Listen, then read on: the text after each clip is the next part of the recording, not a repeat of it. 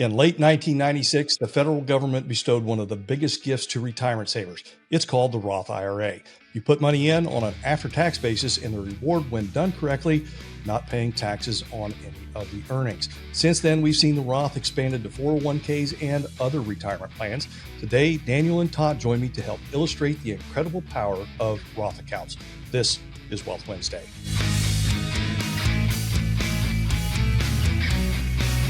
Hello, welcome back. This is the first in a multi-part series covering Roth accounts. There will be links below to join our mailing list, view our website, and see the other episodes in this series. Today, I'm joined by my guest, Todd Kemple, a financial advisor in Wheeling, West Virginia, and Daniel Spurgeon, a financial advisor in Parkersburg, West Virginia. Todd, I had a client who would always say, I can't believe our government created this for us. And that could be a conversation in and of itself. But in your career, have you seen anything as impactful as Roth type accounts? No, I haven't, Neil. The life insurance industry way back 20 years ago would promote cash value life insurance policies as a way to get tax-free internal growth. But that came with many different tax traps potentially. But there's some key points here. The fact that you can compound those tax savings over a long period of time can result in huge numbers, which we'll see later in this conversation. Taxes are a big expense in retirement, and a Roth allows you to control that. RMDs, required minimum distributions, there's additional value adds for non-spouses in that situation. And lastly, the idea of a wealth transfer tool is unparalleled, in my opinion, Neil. We're going to dig into a practical example to show you how this works. And as a reminder, this is not a real couple. It's only meant to illustrate some key points. We did a series not long ago about taxes in retirement, and that focused on a couple nearing retirement. We're going to shift gears today and look at a couple in their early 40s, the Jetsons. This is George and Jane. George is 42, Jane is 38, and George works at Spacely Sprockets as a control engineer operator. He earns $79,000 per year. Jane works at Orbit High School as an English teacher. She earns $52,000 per year.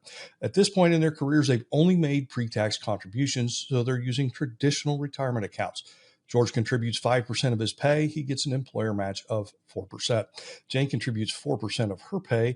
The school system puts in 3%. Their current balances, George has $92,384. Jane, $42,360. Now, for the purposes of our illustration, their average rate of return during their working years, 7.3% per year, and 5.1% during their retirement years. George plans to retire at 65, and Jane will retire at the same time, and we're using a 2.3% rate of inflation. Daniel, we're going to look at what's possible. Based on these assumptions, what do we see? Yeah, so based on their current contribution, inflation, and return assumptions, which are all subject to change, we estimate that they'd have roughly $1.2 million in retirement.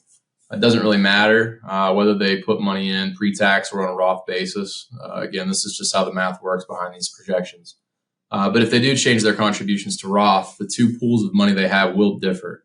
Their pre-tax contributions would compound to roughly $758,000, and the Roth contributions would compound to roughly $428,000, which is illustrated on the next chart by the light blue bars. Todd, this is a decision that's going to have a lot of moving parts to it, and one of them is the taxes.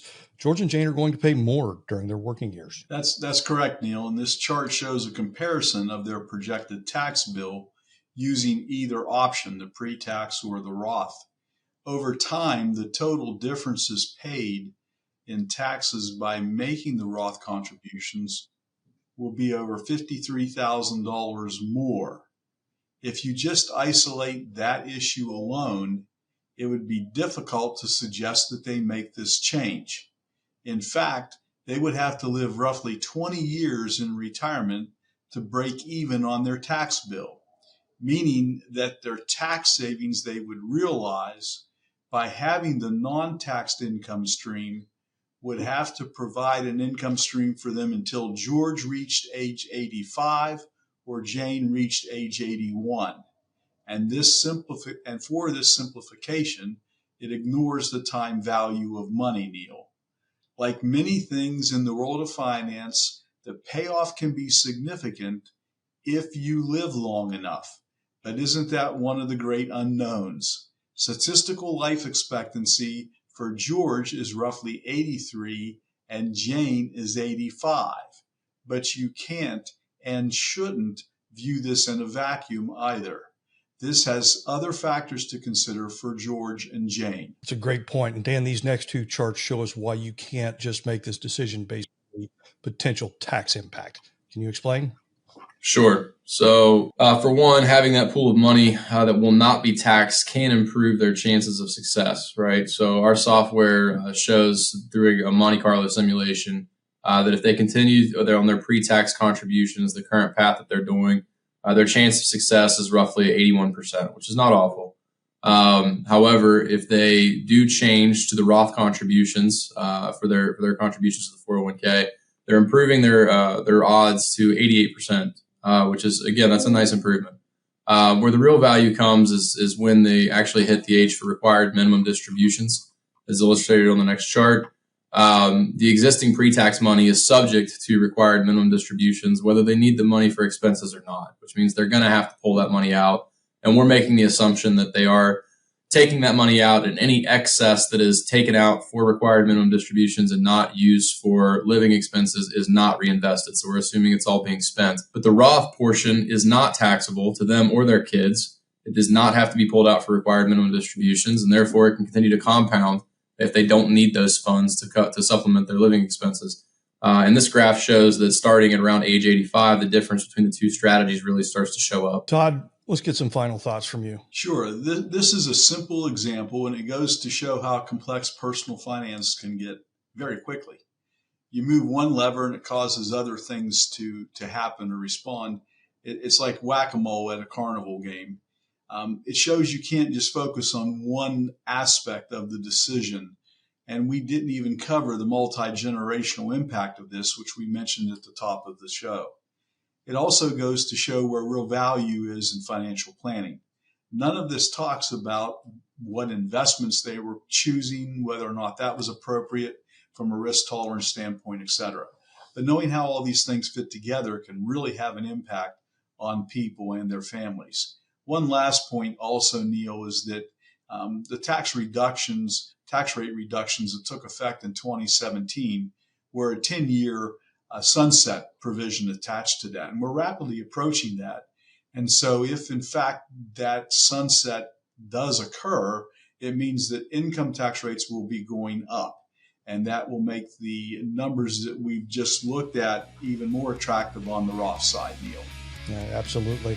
I'd like to thank Todd and Dan for joining me today. If you would like to find out more information about how we can help you evaluate this, we have a very strong talent in knowing how all these parts fit together. We'd love the opportunity to talk to you about that. Next week, we're going to dig even deeper into this, including the multi-generational aspects. I'd like to again thank Todd and Daniel for joining me. Thanks for watching, everyone. Have a great week.